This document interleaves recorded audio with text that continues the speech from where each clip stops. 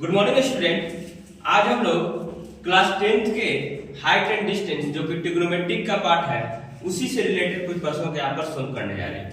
और आपका जो है समय भी लास्ट चलने वाला है मिस करने के बाद प्रिपरेशन का, और उस प्रिपरेशन में देखिएगा कि हो सकता है कि इस तरीके का भी क्वेश्चन आपको जो है फायदेमंद हो जाए।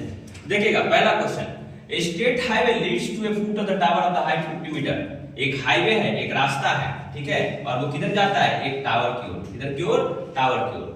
और ये देखिएगा हाइट उसका दिया गया है, टावर का हाइट कितना है? 50 मीटर। ये टावर का हाइट दिया गया है 50 metre.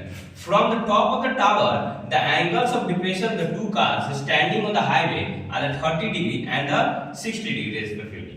What is the distance between the two cars and how far in each is the car from the two tower? अब देखिएगा यहाँ पर दिया गया है कि एक टावर है, एक क्या है? टावर है, और वो सर्टेन डिस्टेंस पर है हाईवे से, ठीक है। मान लेते हैं कि कोई कार है, या ए पर एक कार है और एक बी पर कार है, ठीक है। और बोला जा रहा है कि ये टावर है जिसका हाइट 50 मीटर है, और उसके टॉप से इस कहने का पॉइंट सी से अगर कार को देखा जाता है ए और बी पर, तो उस कंडीशन में एंगल ऑफ डिप्रेशन, इस कहने का मतलब ये वाला एंगल और ये वाला एंगल क्या बन रहा है? पहला जो ये एंगल बन रहा है 30 डिग्री का और दूसरा बन रहा है 60 डिग्री का।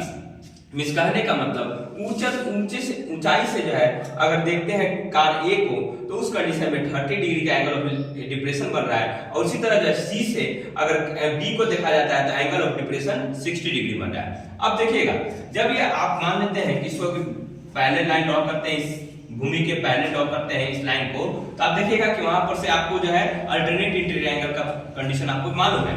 तो यहाँ से जो है ये एंगल जब 30 है तो ये वाला एंगल क्या हो जाएगा आपका? 30 डिग्री। उसी तरह अगर ये एंगल 60 है तो ये वाला एंगल क्या हो जाएगा आपका? 60 डिग्री। अब क्या है? ये एंगल ऑफ एलिवेशन है, और ये भी क्या है? एंगल ऑफ एलिवेशन है, ठीक है, जो कि क्वेश्चन में दिया गया था angle of depression. Angle of depression आपको क्वेश्चन में दिया गया था, आपने जो है पहले थ्योरम के अनुसार जो है आपने angle of elevation find out कर दिया। अब देखिएगा क्या बोला जा रहा है, 30 डिग्री और 60 डिग्री का एंगल ऑफ डिप्रेशन पता था, जिसको हमने एंगल ऑफ डिप्रेशन में कन्वर्ट कर दिया है। बोला जा रहा है कि बताइए कि इन दोनों कार के बीच में, जो कि ए और बी है, उन दोनों के बीच में डिस्टेंस क्या है। हमने माना है कि x डिस्टेंस है। कितना डिस्टेंस है? x distance. उसी तरह हमने माना है कि कार बी पर जो है उससे जो है टावर का जो दूरी है वो y मीटर है। कितना मीटर है? y metre. तो let the distance between two cars at a and b at the 6 metre, ठीक है। तो दोनों कार के बीच की दूरी जो है वो कितना है? x metre. और जो है कार जो b पर है और जो टावर है उसके बीच की दूरी हमने माना क्या है? y metre. तो बोला जा रहा है कि आप बताइए a से d की दूरी, इस कहने का मतलब कार A से टावर की दूरी, कार B से टावर की दूरी, अब कार A से कार B की दूरी को भी आपको डिटरमाइन करना है। तो 3 डिटरमिनेशन आपको यहाँ पर करना है। तो देखिएगा हम अगर चलते हैं कौन सा ट्रायंगल CDB, यहाँ पर देखिएगा ये sin 60 लगाएंगे तो P बाई H वाला कंडीशन चला जाएगा, जबकि हमें H का कोई मालूम नहीं है। तो हम क्या लगाएंगे? tan 60 क्यों? क्योंकि tan थीटा बराबर क्या होता है? P by B। tan theta बराबर क्या होता है? tan थीटा बराबर होता है P बाई B। तो tan थीटा इज बराबर P by B, so tan 60 degree equal to P। P means क्या? CD मींस 50 मीटर, तो 50 डिवाइडेड बाय y। तो 50 डिवाइडेड बाय y, tan 60 का वैल्यू कितना होता है? √3। तो √3 इक्वल टू 50 बाय y, तो y इक्वल टू 50 बाय √3। इसको हमने इक्वेशन 1 माना है। अब देखिएगा सेकंड वाला ट्रायंगल CDA से अगर चलते हैं तो tan 30 डिग्री इक्वल टू क्या हो जाएगा? 50 divided by x plus y। 50 divide by x plus y, तो यहाँ tan 30 का वैल्यू 1/√3 और 50 divide by x plus y and x plus y equal to 50√3 और x प्लस y, इस y का वैल्यू 50/√3 था, मैंने यहाँ पुट किया है। और इसको जब सिंपलीफाई कीजिएगा तो 50/√3 उधर जाएगा तो माइनस साइन के साथ, इसको कैलकुलेट कीजिएगा तो 150 - 50 100/√3। अब देखिएगा आपने रेशनल नंबर पढ़ा है, उस कंडीशन में आपने जाना था कि जो है डिनोमिनेटर है उसको जो है हम लोग जो है रूट के अंदर में नहीं छोड़ेंगे, ठीक है। तो रेशनलाइजेशन भी आप लोगों ने सीखा था क्लास 9 में। तो यहाँ पर देखिएगा 100/√3, इसको हम √3 से नीचे ऊपर गुणा करेंगे तो नीचे क्या चला आएगा? 3। तो 100√3 डिवाइडेड बाय 3, ये किसका वैल्यू आ गया? Distance between two cars. Means कहने का मतलब a और b की दूरी कितना हो गया? 100√3 डिवाइडेड बाय 3 मीटर।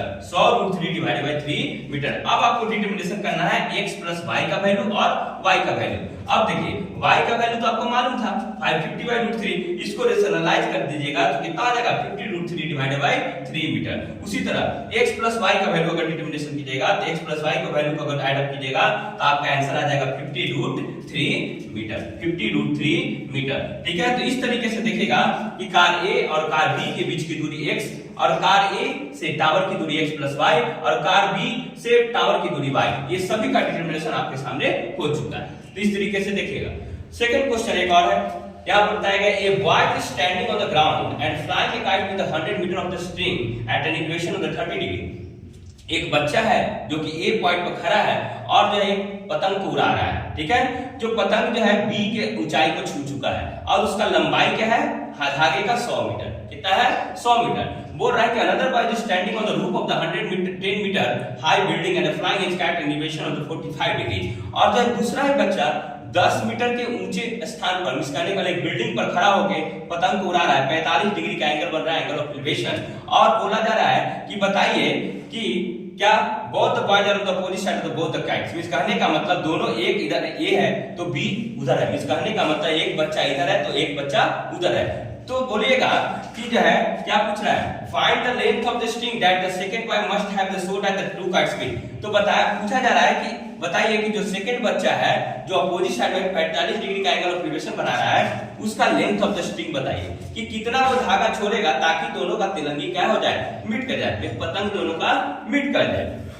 तो इस एल का डिटरमिनेशन आपको करना है। तो हमने माना है कि एल क्या है, length of the string used by the second boy to fly a kite. ठीक है, तो सेकंड बॉय के द्वारा एल मीटर का स्ट्रिंग जो है यूज किया जा रहा है ताकि जो है दोनों के द्वारा जो है पतंग क्या हो जाए, एक जगह पर मीटअप कर जाए। तो देखिए from triangle ABX tan sin 30 equal to क्या हो जाएगा P/H, क्योंकि यहाँ पर हमें H मालूम है, इस चलते sin थीटा का वैल्यू हम लोग ले रहे हैं। ठीक है, तो sin 30 P/H, तो BX डिवाइडेड बाय 100 और BX को क्या लिखा जा सकता है BY और प्लस YX। जिस कहने का मतलब BY प्लस YH और YX का वैल्यू कितना है 10 मीटर, तो 10 divided by 100, so BY is equal to BY plus 10 equal to 50, तो BY is equal to 40 metre. अब देखिएगा फ्रॉम ट्रायंगल अगर चलते हैं BDY से, BDY से चलते हैं तो sin 45 डिग्री इक्वल टू क्या हो जाएगा BY डिवाइडेड बाय आपको L, तो BY divided by L, BY का वैल्यू आपने मालूम किया है तो L का वैल्यू कितना हो जाएगा 40√2 मीटर। तो देखिएगा इस तरीके से जो है प्रश्न इसी प्रकार के होंगे,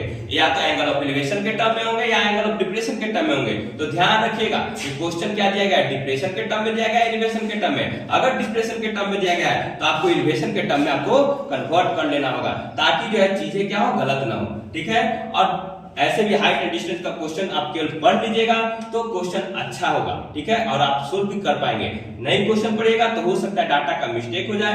sin थीटा का कैसे लेना है P/H, cos थीटा क्या लेना है B/H, tan थीटा क्या लेना है P/B, और उसी तरीके से आप जानते हैं कि sin का इनवर्स cos और sec का इनवर्स cos का इनवर्स sec और tan का इनवर्स cot, वो सभी आप जानते हैं। तो चीजों को थोड़ा सा एक बार थोड़ा रिवाइज कर जाइए तो चीजें आसान हो जाएंगी और कोई भी प्रश्न आपका नहीं छूटेगा हाइट और डिस्टेंस से। ठीक है, तो आसान क्वेश्चन आता है, एरोप्लेन से रिलेटेड आता है, या तो फिर काइट से रिलेटेड आता है, या तो फिर इसी तरीके का शिप से रिलेटेड आता है। तो अच्छे से एक बार रिवाइज कर जाइए, आरएसएस वालों हो चाहे आपके एनसीईआरटी हो, सब क्वेश्चन को देख जाइए तो आपका पेपर अच्छा होगा। हम जानते भी हैं आपका पेपर अच्छा होने वाला है। ठीक है, तो आप लोग निरंतर जो है हमारे चैनल के साथ जुड़े रहिए, लाइक सब्सक्राइब शेयर में कोई कमी मत कीजिए, लोगों के पास हमारे चैनल को पहुंचाने की कोशिश कीजिए। Thank you for watching.